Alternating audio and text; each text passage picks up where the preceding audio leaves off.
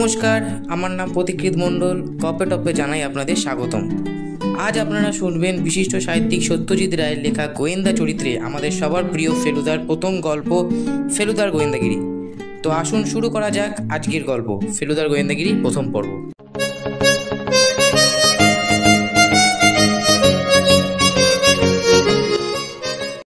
রাজেনবাবুকে রোজ বিকেলে মেলে আসতে দেখি। মাথার চুল সব পাকা, গায়ের রং ফর্সা, মুখের ভাব হাসি খুশি।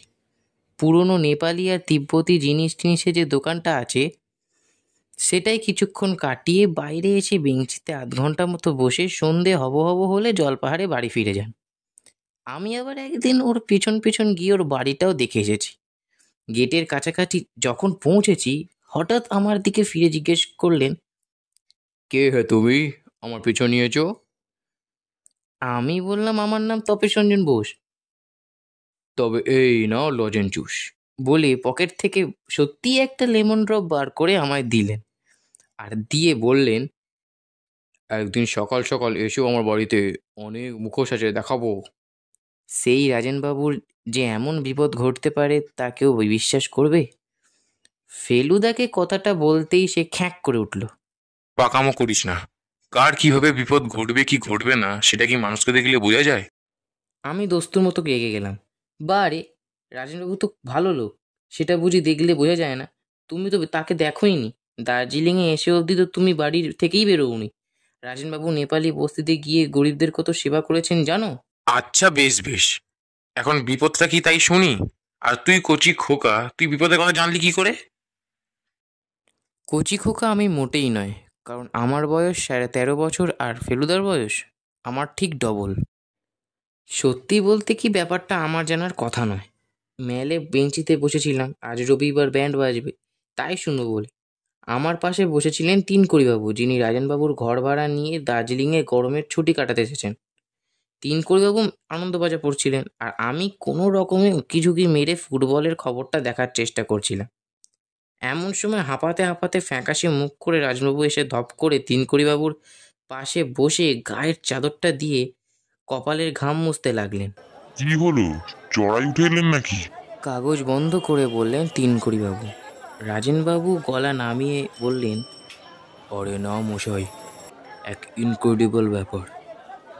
ইনক্রেডিবল কথার মানে আমি জানি, ফেলুদা ওটা প্রায়ই ব্যবহার করে। ওর মানে অবিশ্বাস্য। তিনকড়িবাবু বললেন, কি ব্যাপার? এই দেখুন না। রাজেনবাবু পকেট থেকে একটা ভাঁজ করা নীল কাগজ বার করে তিনকড়িবাবুর হাতে দিলেন। বুঝতে পারলাম সেটা একটা চিঠি। আমি অবশ্যই চিঠি পড়িনি বা পড়ার চেষ্টাও করিনি, বরঞ্চ আমি উল্টো দিকে মুখ ঘুরিয়ে গুনগুন করে গান গেয়ে এমন ভাব দেখাচ্ছিলাম যেন বুড়োদের ব্যাপারে আমার কোনো ইন্টারেস্টই নেই। কিন্তু চিঠিটা না পড়লেও তিনকড়িবাবুর কথা আমি শুনতে পেয়েছিলাম। সত্যি ইনক্রেডিবল। আপনার উপর কার এমন আক্রোশ থাকতে পারে যে আপনাকে এইভাবে শাসিয়ে চিঠি লিখবে? বাবু বললেন, তাই তো ভাবছি, সত্যি বলতে কি কোনোদিনও কারোর অনিষ্ট করেছি বলে তো মনে পড়ে না। তিনকড়িবাবু এবার রাজেনবাবুর দিকে ঝুঁকে ফিসফিস করে বললেন, হাটের মাঝখানে এসব ডিসকাস না করাই ভালো, বাড়ি চলুন। তুই বুড়ো উঠে পড়লেন। ফেলুদা ঘটনাটা শুনে কিছুক্ষণ ভুরু কুঁচকে গুম হয়ে বসে রইল। তারপর বলল, তুই তাহলে বলছিস যে একবার তলিয়ে দেখা চলতে পারে? বারে, তুমি তো রহস্যজনক ঘটনা খুঁজছিলে, বললে অনেক ডিটেকটিভ বই পড়ে তোমারও ডিটেকটিভ বুদ্ধিটা নাকি খুব ধারালো হয়ে উঠেছে। তা তো বটেই। এই ধর, আমি তো আজ মেলে যাইনি, তবুও বলে দিতে পারি তুই কোন দিকের বেঞ্চে বসেছিলি। কোন দিক? রাধা রেস্টুরেন্টের ডান পাশের বেঞ্চগুলোর একটাতে। আরে বাস, কি করে বুঝলে? আজ বিকেলে রোদ ছিল, তোর বাঁ গালটা রোদে ঝলসেছে, ডান ধারেরটা ঝলসায়নি। একমাত্র ওই বেঞ্চগুলোর একটাতে বসলেই পশ্চিমের রোদটা বাঁ গালে পড়ে। ইনক্রেডিবল। যাগে, এখন কথা হচ্ছে রাজেন মজুমদারের বাড়িতে একবার যাওয়া দরকার। হ্যাঁ, আর 77 পা। ঠিক আছে, কিন্তু যদি না হয়? হবেই ফেলুদা, আমি সেবার গুনেছিলাম। না হলে গাঁটটা তো। হ্যাঁ, কিন্তু বেশি জোরে না। জোরে মারলে মাথার ঘিলু এদিক ওদিক হয়ে যায়। কি আশ্চর্য, 77-এ রাজনবাবুর বাড়ি পৌঁছালাম না, আরও 23 পা গিয়ে তবে ওর বাড়ির গেটের সামনে পড়লাম। ফেলুদা ছোট্ট করে একটা গাঁটটা মেরে বলল, আহ!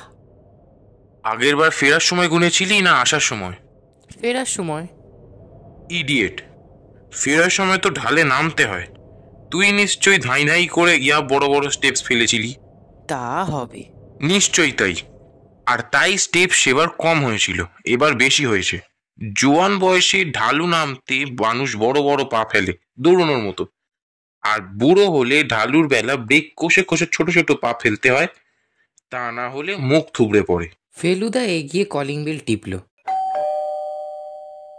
কি বলবে ঠিক করেছো ফেলুদা? যা খুশি তাই বলবো। তুই কিন্তু স্পিকটি নট।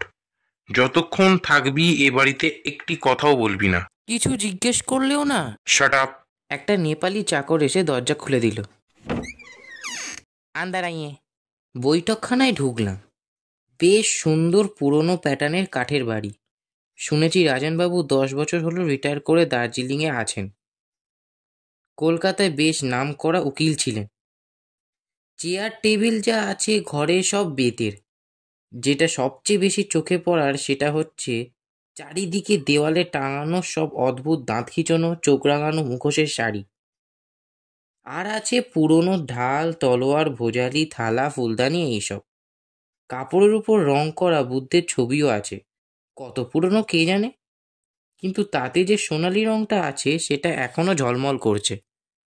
আমরা দুজনে দুটো বেতের চেয়ারে বসলাম। ফেলুদা দেয়ালের এদিক ওদিক দেখে বলল, পেরেকগুলো সব নতুন, মরচে ধরেনি। ভদ্রলোকের প্রাচীন জিনিসের শখটা বোধহয় বেশি প্রাচীন নয়। রাজেনবাবু ঘরে ঢুকলেন। আমি অবাক হয়ে দেখলাম ফেলুদা উঠে গিয়ে ঢিপ করে এক পেন নাম ঠুকে বলল, চিনতে পারছেন, আমি জয়কৃষ্ণ মিত্রের ছেলে ফেলু। রাজেনবাবু প্রথমে চোখ কপালে তুললেন, তারপর চোখের দুপাশ কুঁচকিয়ে একগাল হেসে বললেন, বাবা কত বড় হয়েছো তুমি! কবে এলে এখানে? বাড়ির সব ভালো? বাবা এসেছেন? ফেলুদা জবাব দিচ্ছে আর আমি মনে মনে বলছি, কি অন্যায়! এত কথা হলো আর ফেলুদা একবারও বলল না সে রাজেনবাবুকে চেনে। এবার ফেলুদা আমার পরিচয়টাও দিয়ে দিল। রাজেনবাবুর মুখ দেখে মনেই হলো না যে সে 7 দিন আগে আমাকে লজেন্স জুস দেওয়ার কথাটা ওর মনে আছে। ফেলুদা এবার বলল, আপনার খুব প্রাচীন জিনিসের শখ দেখছি। রাজেনবাবু বললেন, হ্যাঁ, এখন তো প্রায় নেশায় দাঁড়িয়েছে। কতদিনের ব্যাপার? এই তো মাস 6 হবে, কিন্তু এর মধ্যেই অনেক কিছু সংগ্রহ করে ফেলেছি। ফেলুদা এবার একটা গলা খাঁকরানি দিয়ে আমার কাছ থেকে শোনা ঘটনাটাই শুনিয়ে বলল, আপনি আমার বাবার মামলায় যেভাবে সাহায্য করেছিলেন, তার প্রতিদানে আপনার এই বিপদে যদি কিছু করতে পারি। রাজেনবাবুর ভাব দেখে মনে হলো তিনি সাহায্য পেলে খুশিই হবেন, কিন্তু তিনি কিছু বলবার আগেই তিনকুড়িবাবু ঘরে ঢুকলেন। তার হাঁপানোর বহর দেখে মনে হলো বোধহয় বেরিয়ে ফিরলেন। রাজেনবাবু আমাদের সঙ্গে ভদ্রলোকের আলাপ করিয়ে দিয়ে বললেন, আমার বিশেষ বন্ধু অ্যাডভোকেট জ্ঞানেশ সেন হচ্ছেন তিনকড়িবাবুর প্রতিবেশী। আমি ঘর ভাড়া দেবো শুনে জ্ঞানেশই ওকে সাজেস্ট করলো আমার এখানে আসতে। গোড়ায় উনি হোটেলের কথা ভেবেছিলেন। তিনকড়িবাবু হেসে বললেন, মানে আমার ভয় ছিল আমার এই চুরুটের বাতিকটা নিয়ে। এমনও হতে পারতো যে রাজেনবাবু হয়তো চুরুটের গন্ধ সহ্যই করতে পারে না, তাই সেটা আমি আমার প্রথম চিঠিতেই লিখে জানিয়ে দিয়েছিলাম। আপনি কি বায়ু পরিবর্তনের জন্য এসেছেন? তা বটে, তবে বায়ুর অভাবটাই যেন লক্ষ্য করছি বেশি। পাহাড়ে ঠান্ডাটা আর একটু বেশি এক্সপেক্ট করে লোকে। ফেলুদা হঠাৎ বলল, আপনার বোধ হয় গান বাজনার শখ। তিনকড়িবাবু অবাক হাসি হেসে বললেন, হ্যাঁ, কিন্তু সেটা জানলে কি করে? আপনি যখন কথা বলছেন তখন লক্ষ্য করছি যে লাঠির উপর রাখা আপনার ডান হাতের তর্জনীটা দূরে ভেসে আসা কোনো একটা গানের সঙ্গে তাল রেখে যাচ্ছে। রাজেনবাবু হাসতে হাসতে বললেন, মক্ষম ধরেছ, উনি ভালো শ্যামা সঙ্গীত গাইতে পারেন। ফেলুদা এবার বলল, চিঠিটা হাতের কাছে আছে? রাজেনবাবু বললেন, হাতের কাছে কেন, বুকের কাছে একেবারে।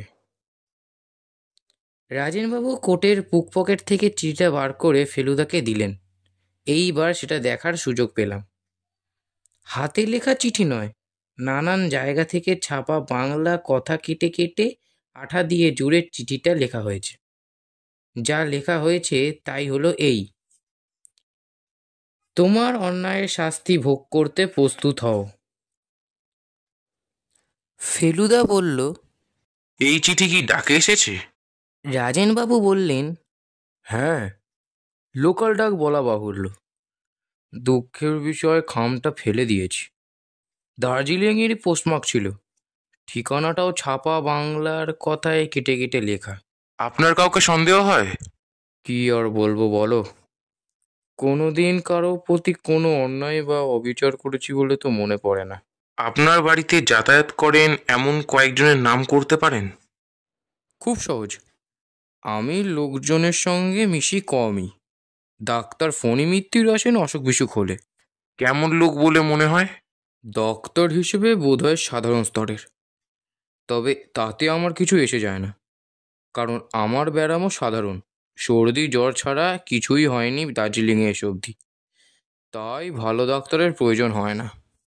চিকিৎসা করেন, পয়সা নেন? তা নেন বই কি, আর আমারও তো পয়সার অভাব নেই, তাহলে মিথ্যে অব্লিগেশনে যাই কেন? আর কে আসেন? সম্প্রতি মিস্টার ঘোষাল বলে এক ভদ্রলোকের যাতায়াত। এই দেখো।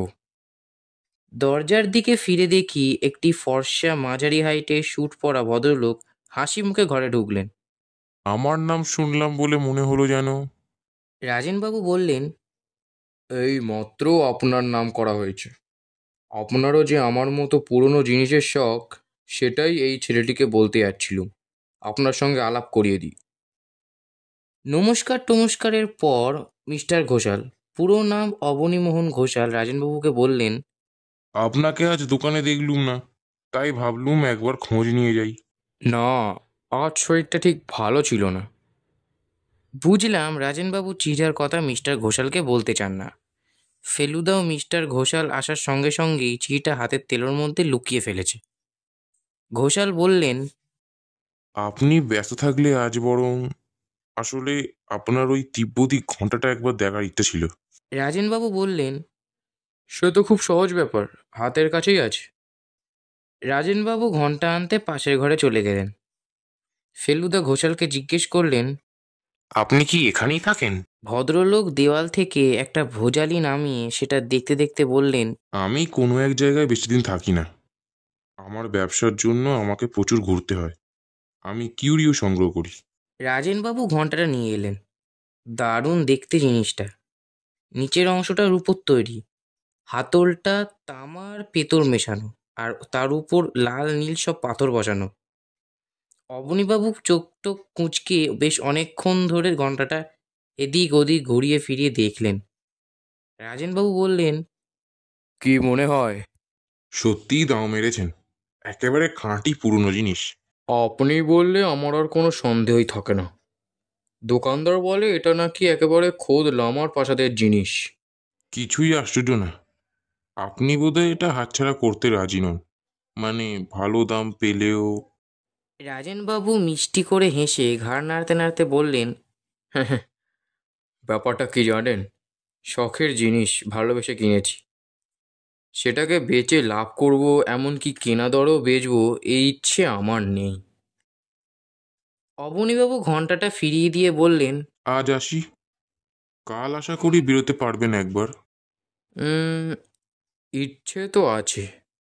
অবনীবাবু বেরিয়ে যাওয়ার পর ফেলুদা রাজেনবাবুকে বলল, কটা দিন একটু না বেরিয়ে টেরিয়ে সাবধানে থাকা উচিত নয় কি? সেটাই বোধহয় ঠিক, কিন্তু মুশকিল কি জানো, সেই চিঠির ব্যাপারটা এতই অবিশ্বাস্য যে এটাকে ঠিক যেন সিরিয়াসলি নিতেই পারছি না। মনে হচ্ছে এটা যেন একটা ঠাট্টা, যাকে বলে প্র্যাকটিক্যাল জোক। যতদিন না সেটা সম্বন্ধে ডেফিনিট হওয়া যাচ্ছে, ততদিন বাড়িতেই থাকুন না। আর আপনার নেপালি চাকরটা কতদিনের? একেবারে গোড়া থেকেই আছেন, কমপ্লিটলি রিয়েলেবল। ফেলুদা এবার তিনকড়িবাবুর দিকে ফিরে বললেন, আপনি কি বেশিরভাগ সময় বাড়িতেই থাকেন? সকাল বিকেল ঘন্টাখানেক একটু এদিক ওদিক ঘুরে আসি আর কি। কিন্তু বিপদ যদি ঘটেই, আমি বুড়ো মানুষ, খুব বেশি কিছু করতে পারি কি? আমার বয়স হলো 64, রাজেনবাবুর চেয়ে 1 বছর কম। রাজেনবাবু বললেন, উনি চেঞ্জে এসেছেন, ওকে আর বাড়িতে বন্দি করে রাখার ফন্দি করছো কেন তোমরা? আমি থাকবো, আমার চাকর থাকবে, এই যথেষ্ট। তোমরা চাও তো দুবেলা খোঁজ খবর নিয়ে যেও এখন। ফেলুদা মাথা নেড়ে উঠে পড়ল। তার দেখা দেখি আমি উঠে পড়লাম। আমরা যেখানে বসেছিলাম তার উল্টো দিকেই একটা ফায়ারপ্লেসের উপর একটা তাক, আর সেই তাকের উপর 3টে ফ্রেমে বাঁধানো ছবি। ফেলুদার ছবিগুলোর দিকে এগিয়ে গেল। প্রথম ছবিটা দেখিয়ে রাজেনবাবু বললেন, ইনি আমার স্ত্রী, বিয়ের 4 বছর পরেই মারা গিয়েছিলেন। দ্বিতীয় ছবি একজন আমার বয়সী ছেলের গায়ে ভেলভেটের কোট। ফেলুদা জিজ্ঞেস করলো, এটিকে? রাজেনবাবু হো হো করে হেসে বললেন, সময়ের প্রভাবে মানুষের চেহারা কি বিচিত্র পরিবর্তন ঘটতে পারে সেইটে বোঝানোর জন্যই এই ছবি। উনি হচ্ছেন আমারই বাল্য সংস্করণ। বাঁকুড়া মিশনারি স্কুলে পড়তাম তখন। আমার বাবা ছিলেন বাঁকুড়ার ম্যাজিস্ট্রেট। সত্যি ভারী ফুটফুটে চেহারা ছিল রাজেনবাবুর ছেলে বয়সে। অবশ্যই ছবি দেখে ভুলো না, দুরন্ত বলে ভারী বদনাম ছিল আমার। শুধু যে মাস্টারদের জ্বালিয়েছি তা নয়, ছাত্রদেরও। একবার স্পোর্টসের দিন 100 ইয়ার্সে আমাদের বেস্ট রানারকে কাত করে দিয়েছিলাম ল্যাং মেরে। তৃতীয় ছবি ফেলুদার বয়সী একজন ছেলের। রাজেনবাবু বললেন, সেটা তার একমাত্র ছেলে প্রবীরের। উনি এখন কোথায়? রাজেনবাবু গলা খাঁকড়িয়ে বললেন, জানি না ঠিক, বহুকাল দেশ ছাড়া, প্রায় 16 ইয়ার্স। আপনার সঙ্গে চিঠি লেখালেখি নেই? না। ফেলুদা দরজার দিকে এগোতে এগোতে বলল, ভারী ইন্টারেস্টিং কেস। আমি মনে মনে বললাম, ফেলুদা একেবারে বইয়ের ডিটেকটিভের মতন কথা বলছে। বাইরেটা ছমছমে অন্ধকার হয়ে এসেছে। জল পাহাড়ের গায়ে বাড়িগুলোতে বাতি জ্বলে উঠেছে। পাহাড়ের নিচের দিকে চেয়ে দেখলাম রঙ্গিত উপত্যকা থেকে কুয়াশা উপর দিকে উঠছে। রাজেনবাবু আর তিনকড়িবাবু আমাদের সঙ্গে গেট অবধি এলেন। রাজেনবাবু গলা নামিয়ে ফেলুদাকে বললেন, তুমি ছেলে মানুষ, তাও তোমাকে বলছি, একটু যে নার্ভাস বোধ করছি না তা নয়। এমন শান্তিপূর্ণ পরিবেশে এই চিঠি যেন বিনা মেঘে বজ্রপাত। ফেলুদা বেশ জোরের সঙ্গেই বলল, আপনি কিচ্ছু ভাববেন না, আমি এর সমাধান করবই। আপনি নিশ্চিন্তে বিশ্রাম করুন গিয়ে। রাজেনবাবু good night and thank you বলে চলে গেলেন। এবার তিনকড়িবাবু ফেলুদাকে বললেন, তোমাকে তুমি করেই বলছি। তোমার অবজারভেশন ক্ষমতা দেখে আমি সত্যি ইমপ্রেসড হয়েছি। ডিটেকটিভ গল্প আমিও অনেক পড়েছি। এই চিঠিটার ব্যাপারে আমি হয়তো তোমাকে কিছু সাহায্য করতে পারি। তাই নাকি? এই যে টুকরো টুকরো ছাপা কথাগুলো কেটে চিঠিটা লেখা হয়েছে, এর থেকে কি বুঝলে বলো তো? 1 নম্বর, কথাগুলো কাটা হয়েছে খুব সম্ভব ব্লেড দিয়ে, কাঁচি দিয়ে নয়। 2 নম্বর, কথাগুলো নানা রকম বই থেকে নেওয়া হয়েছে, কারণ হরফ ও কাগজের তফাৎ রয়েছে। Very good. সেই সব বই সম্বন্ধে কোনো আইডিয়া করেছো? চিঠির 2টো শব্দ, শাস্তি আর প্রস্তুত, মনে হচ্ছে খবরের কাগজ থেকে কাটা। আনন্দবাজার। তাই বুঝি? ইয়েস, ওই টাইপটা আনন্দবাজারেই ব্যবহার হয়, অন্য বাংলা কাগজে নয়। আর অন্য কথাগুলো কোনোটাই পুরোনো বই থেকে নেওয়া হয়নি, কারণ যে হরফে ওগুলো ছাপা সেটা হয়েছে মাত্র 15-20 বছর। আর যে আঠা দিয়ে আটকানো সেটা সম্বন্ধে কোনো ধারণা করেছো? গন্ধটা গ্রিপসের আঠার মতো। কিন্তু আপনিও তো ধরার ব্যাপারে কম জান না দেখছি। কিন্তু তোমার বয়সে আমি ডিটেকটিভ কথার মানে জানতাম কিনা সন্দেহ। রাজেনবাবু মিস্ট্রি সলভ করতে পারবো কিনা জানি না, কিন্তু সেই সূত্রে তিনকড়িবাবুর সঙ্গে আলাপটা বেশ ফাউ পাওয়া গেল। বাড়ি ফেরার পথে বলল ফেলুদা। আমি বললাম, তবে উনি ব্যাপারটা তদন্ত করুন না, তুমি আর মিথ্যে মাথা ঘামাচ্ছ কেন? আহা, বাংলা হরফের ব্যাপারটা জানা আছে বলে কি সবই জানবেন নাকি? ফেলুদার কথা শুনে ভালোই লাগলো।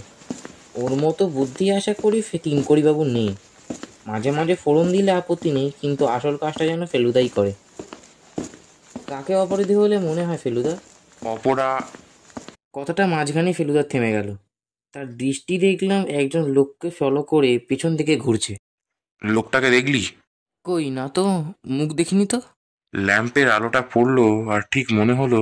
ফেলুদা আবার থেমে গেল। কি মনে হলো ফেলুদা? না, বোধহয় চোখের ভুল। পা চালিয়ে খিদে পেয়েছে।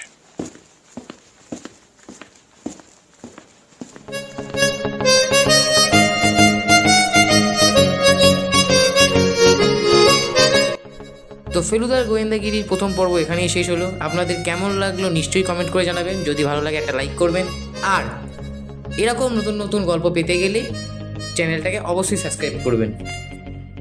গপ্পটপ্পে ফেলুদার গোয়েন্দাগিরি দ্বিতীয় পর্ব শীঘ্রই আসছে। আজ তবে আসি।